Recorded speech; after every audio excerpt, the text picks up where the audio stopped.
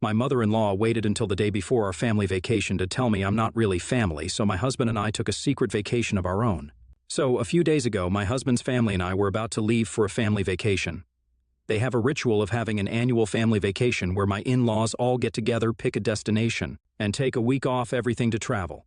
My husband, 30 male, and I, 30 female, got married recently, but we've been together for 3 years before, and I was quite excited to be a part of this for the first time. The year before this, while we were engaged, he asked me to join him, but since his family hadn't asked me, I felt weird and said no. But this time, my mother-in-law, Sandra, asked me to join them, and that was a pretty big deal. I had a feeling that Sandra didn't really like me before, since she had never made me feel welcome as part of the family. She hadn't been outright mean to me, but she just wasn't as nice to me as she was to other people and always seemed a little distant and kind of cold when it came to me. I think a major part of the reason she seemed to dislike me was because, when we started dating, my husband moved out of their house and started living with me instead. I think that's about the time that her behavior towards me started changing and getting colder. But obviously she couldn't hold it against me, so she tried to cover it up as much as she could. But I picked up on certain things, and I knew that she didn't like the fact that I was the reason her son had moved out of the family home to live with me. I'm quite independent and have been living away from my parents ever since I started college, so moving in with his parents was never an option for me. Living with his family, or even mine, was never on the cards for me and was pretty much a non-negotiable. I wasn't going to do that after marriage, and I certainly wasn't going to entertain living with his parents or live close to them and have them drop by every other day while we were dating. I don't think there was anything unreasonable about what I wanted, and I was perfectly clear about these things with my husband when we first started dating and talking about moving in together, and he was okay with it. As long as he was fine with it, I didn't see any reason for anybody else to feel negatively about it. He had also been considering getting a place of his own and moving out, but the only thing that had been stopping him was the fact that his mother wanted everybody to live together under one roof, or at least close by, so the family could get together on the weekends or even every other day. So far, she had managed to make it happen. My husband has an older sister who's married and has a daughter. After getting married, she moved out of the family home because of space issues, but she just moved down the street, and they get together every other day. So I feel like Sandra feels that that is the only normal way to live, and what I want is unreasonable because she is used to having her kids around all the time. But my husband prefers to live with me away from his family, since he says that he grew up with absolutely zero privacy and he appreciates the space now. So, my husband and I are quite happy with our living arrangements. But I know that somewhere Sandra holds me responsible for this and maybe feels like I'm the reason her son doesn't want to live with his family anymore. That's the only reason I can think of for her not liking me because, apart from that, I have always been very pleasant to my husband's family and have done my best to assimilate into his family. But even that's not enough, apparently, because a couple of days ago Sandra let me know that she still doesn't consider me family, even though I married her son just a couple of months ago. We had been planning the family vacation for months, and I had played an active role in it. Now, usually how these things go is that my husband's parents pay for all of it, and it's never any trouble for them because they are quite well off. I had assumed that it would be the same this time around as well because my husband had told me that we did not need to worry about the money beforehand. Just to be clear, I didn't have a problem with paying for myself, but I had been told that I wouldn't need to. So, when, right before the day that we were supposed to leave for our vacation, Sandra sat me down and told me that I would need to pay for myself, it came as quite a shock to me. She had invited me over and said that she wanted to discuss certain things about the trip, so I had gone over by myself since my husband was finishing up work before he took time off. She went on to tell me that this was meant to be a family vacation and that is why she and her husband would cover all the expenses every year, but, unfortunately, they didn't consider me family just yet because they felt like they hadn't gotten to know me that well. So, she expected me to pay for myself but not make much of a fuss out of it because that would just spoil the pre-vacation vibe, and she didn't want to start off on a bad note. She didn't stop there and decided to make things worse by telling me that the reason she didn't consider me close enough to call family was because, unlike her son-in-law, she felt like she rarely ever got to see me and my husband because we never visited as often as the others, and that was one of the reasons why she felt like I wasn't family just yet. I was obviously very hurt by what she said because I felt like I had tried hard to get along with his family, even though Sandra had made it very clear to me that she didn't exactly approve of me. And all along, she had led me to believe that I was finally part of the family by letting me be part of the planning for the vacation. She could have been upfront with me right from the beginning, and I would have been okay with it, but telling me about this right before the day that we were supposed to leave just seemed unnecessarily cruel and mean. But I tried my best to hide my feelings and make it seem as though I was okay with this and understood, while on the inside, I was actually really upset. I didn't want to say anything until I had discussed this with my husband because I didn't want to react quickly and let my anger get the better of me. So, I told her that it was okay and that I understood where she was coming from, so I would obviously pay for myself. She was a little surprised when I said that it was all fine, and I could tell that this was not the reaction that she had hoped for. But I didn't stick around to talk to her afterwards and headed back home. It was all I could do to keep myself from bursting into tears as soon as I came home. But I tried to be calm and explain everything to my husband when he saw that I was visibly upset and asked me what had gone down at his mother's house. He was furious and told me that he was going to cancel the vacation then and there because he had no interest in spending any more time with his mother after the way she had insulted me. Then I told him that I had suspected that she didn't like me for quite some time, but I never brought it up because it was just a dumb theory that I had come up with to explain why she was always so cold to me.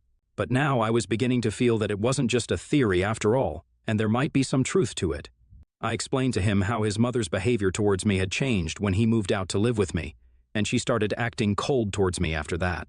Also, what she had said about me not being close enough to be considered family because I didn't visit them often, all pointed towards the same explanation. When I told him about it, he said that it could be true because he had always known that family meant a lot to his mother, and she wanted him to at least live nearby. She had been pretty upset when he had first told her that he would be moving out to live with me and that he didn't want to rent a house closer to home because he needed his personal space.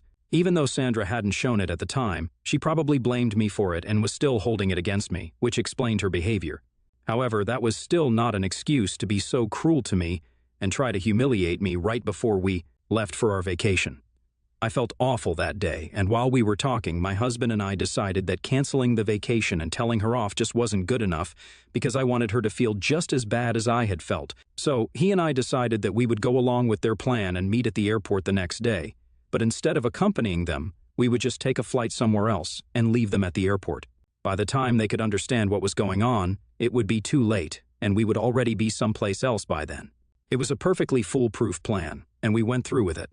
The very next day, we met the family at the airport just as we had planned, but then we excused ourselves, saying that we wanted to get some photos clicked, and walked away. They did not suspect a thing because they were too busy talking among themselves. So, we headed over to the counter and purchased tickets for a flight that would take off the earliest to a desirable destination. We ended up picking San Francisco, and right now we're here, and it's really fun. We were supposed to go to Miami, but I prefer this because it's just me and my husband without anyone who doesn't like me. Of course, by the time we had purchased the tickets and taken our seats on the flight, his family had figured out that something was off and tried to call us several times.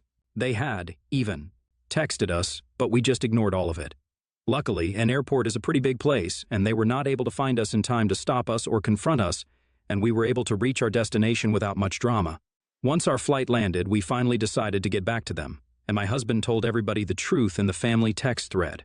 He told them about what Sandra had said to me the day before, and said that since this was supposed to be a family vacation, and I wasn't family, we had decided that we had better stay out of this altogether out of respect for her. We had expected Sandra to be mad at us, and maybe my father-in-law, but we hadn't expected the entire family to turn against us. Everybody seemed pretty mad because we had abandoned them at the airport, and they had been worried sick for us. They'd still taken their flight, though, so I don't understand what they were so pissed about anyway. They told us that it was really irresponsible and selfish of us to just go yeah without a word and leave them wondering about us. They were especially upset with me because they didn't think that Sandra's words warranted such extreme action. They believed that I shouldn't even have thought that they were going to cover for me to come on the family vacation, and that it had been my mistake not to offer to pay for myself and just assume that I could come with them, for free. Seeing as how I hadn't made an effort to really become a part of the family, they said that I hadn't ever tried to attend their weekly family dinners or even keep in touch with them online and chat with them every day, which they do, apparently. It felt like I had no time for them, and while they respected that, they couldn't allow me to use them and treat them like banks. That is why Sandra had felt the need to clarify that they were not going to be paying for me to join them on the vacation simply because I hadn't made an effort to get along with them, and neither had I even offered to pay for myself. I felt really insulted because I earned my own money and I would never expect somebody else to pay for me. So, for them to imply that I was being entitled and self-centered was really not okay with me. I told them that their expectations were absolutely unrealistic and didn't even make sense. They claimed that they had dinner together weekly, but it was really every other day, and it was completely unfair of them to expect my husband and me to drive all the way to their house after work and have dinner with them. So often, we wanted some personal space, and yet we still tried our very best to visit them at least once every 1 or 2 weeks so they wouldn't feel bad, and this had been going on since way before we were even married. I felt like they were totally overlooking that. On purpose, just to make it feel like I was in the wrong here when I really wasn't, and I knew it. So, I reminded them exactly how hard I had tried to become a part of their family to the best of my abilities. And if that was still not enough for them, then there was not much that my husband and I could do. Now they were pissed and said that we were being immature and had ruined their vacation with our selfishness. AITA for going away with my husband separately from his family? Edit. I feel like I had to make this clear because a lot of the comments were accusing me of isolating my husband, and that's a really heavy accusation to levy against someone. Let me just say that it wasn't just me who thought that the family getting together was a little excessive and unnecessary. No family needs to meet every other day for lunch and dinner. At that point, you might as well be living together. And what was the point of moving away from them if he was just going to visit them every single day? My husband also wanted this, not just me. The two of us had decided that we were going to live a little distance away from them and try to limit our visit to his family to maybe once a week. They were not happy about it, but this is what both of us wanted. It wasn't a decision that I made single-handedly, so I think it's unfair of everybody to just blame me for it, and that's exactly what his family is doing. I didn't need it from people on Reddit as well. Anyway, the point is that my husband was equally a part of this decision as me. Neither of us wanted to meet his family every other day. And as for what they said about me expecting them to pay for my plane tickets and take me on vacation with them when I hadn't even made an effort to really get to know them and become a part of the family, I don't think any of that is true. I did not expect them or feel entitled for them to cover me for the vacation. And if they had told me right from the beginning that they expected me to cover my own expenses for the vacation, I would have either agreed to it or I just wouldn't have gone. But for Sandra to sit me down one day before the vacation and tell me that my expenses weren't going to be covered by them because I wasn't family, that just felt premeditated and a deliberate move to make me feel bad. I would not have had a problem paying for myself, as I already mentioned above. They have unreasonable expectations, but I don't. And yes, I have tried really hard to get along with them. They're saying that I didn't try to become a part of the family just because I didn't go to their house every other day. It's just ridiculous. I did try very hard to get them to like me, and I thought it was just Sandra who didn't approve of me, but as it turns out, none of them like me as much as I thought they did, and that just sucks. Update, so, my husband and I are still on vacation, but his family is being a total pain. I have realized that their being mad at me for not wanting to practically live with them was very unreasonable, and I don't need to sacrifice my personal space and privacy just to please them. If they want to be mad at me, then fine, they can go ahead and be mad. But I just wish that they wouldn't make it a point to let us know that they are mad because we know we just don't care. And they really need to accept it. Just yesterday, they decided to text me because texting my husband wasn't working, and they told me that whatever I was trying to do to their family was going to fail because their relationship was way too strong for someone like me to break. I thought it was needlessly dramatic of them to make such a big deal out of this because as far as I was concerned, I hadn't done anything to break them apart, but they had insulted me. And that is why my husband and I had decided to separate from them. Once again, they have failed to realize that my husband has free will as well, and I can't exactly force him to do anything that he doesn't want to do. So, if we decided to have a separate vacation away from them, it was because my husband wanted the same thing. And I know that it was difficult for them to accept it, but it was the truth. I texted them back saying that my husband didn't want to spend his vacation with them, and both of us had decided on this, so it was really silly of them to just blame me. I also told them that if they had just treated me decently, instead of being horrible, then maybe my husband wouldn't have even wanted to separate from them. So if they wanted to blame somebody, then they should just blame themselves. Sandra had been sending me those texts, but I knew that the entire family agreed with her, and it was a shared sentiment that I was somehow controlling my husband and forcing him to break away from his family. I didn't want to engage with her or anybody else from his family after I had said whatever I wanted to tell them, so I decided to block them all and focus on my vacation because I had taken time off for this, and I wasn't about to let it go to waste. I told my husband about the text, and he told me to just ignore it because there was no point in trying to explain anything to them. They were too caught up among themselves to consider that maybe we just want to lead a normal life, and it wouldn't be possible if we were living with them or even around them. They're all just really dramatic.